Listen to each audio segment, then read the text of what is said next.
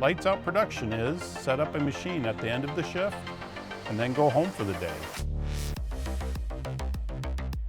The lights are off, but the machines are still running.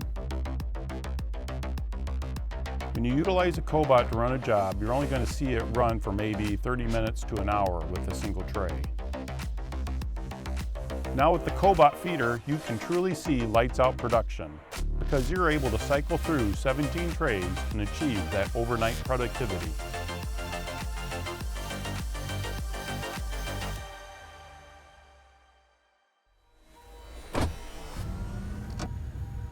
Learn more at pbclinear.com.